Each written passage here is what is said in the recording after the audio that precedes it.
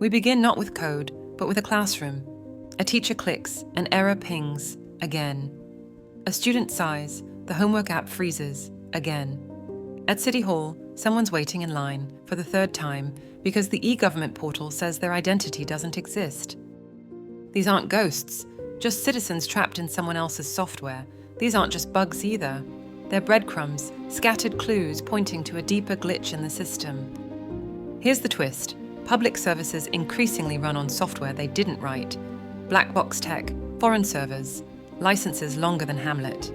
Europe, for instance, handed over the keys to its digital house, and now we're stuck ringing the doorbell, hoping the landlord lets us back in. From schools to hospitals to city councils, we're using public infrastructure built like private subscription services, except you can't unsubscribe, and the tech support line is in another jurisdiction. There's no pause button, no skip intro, just access denied, and a shrug from the algorithm. That's not just inefficient, it's profoundly undemocratic. Because if we can't see inside the code, we can't shape what it does. We can't understand who it leaves behind. Would you trust a voting machine you can't open, or a water system you can't repair? So why do we accept software that governs public life if it's off-limits to the public? This isn't about paranoia. It's about fundamental transparency and control. Our digital infrastructure should serve us, not the other way around. Enter open source. Open source means the code is visible, adaptable, shareable. Think of it like a public library, but for digital infrastructure. And yes, it's long overdue. During COVID, open source hospital systems helped clinics pivot fast. They adapted to unprecedented demands with agility.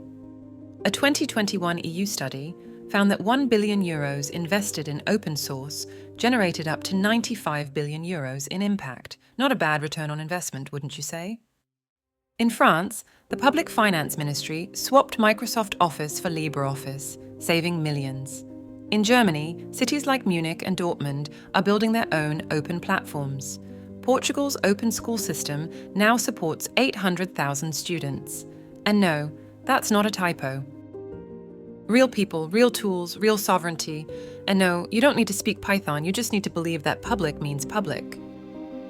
Let's be honest, open source sounds like a band you listen to in college, or a place where engineers go to avoid sunlight. But it's not just for nerds in hoodies.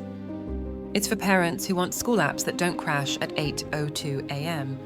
Doctors who want tools they can actually understand and customize for their patients. And teens who are sick of logging into 5 platforms just to write one essay. Open source is civic tech.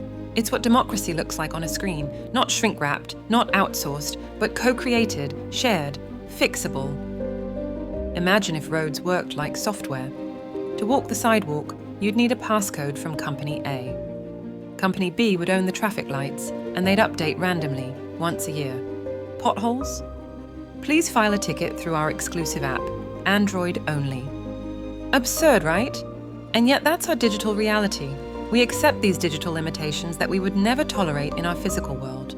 It's time to demand better. So next time your app crashes, or your form disappears into bureaucratic space-time, don't just rage-click. Ask a better question, not why doesn't this work? But who built this, and why weren't we invited? Because the truth is, we can be invited, we can build differently, we already are.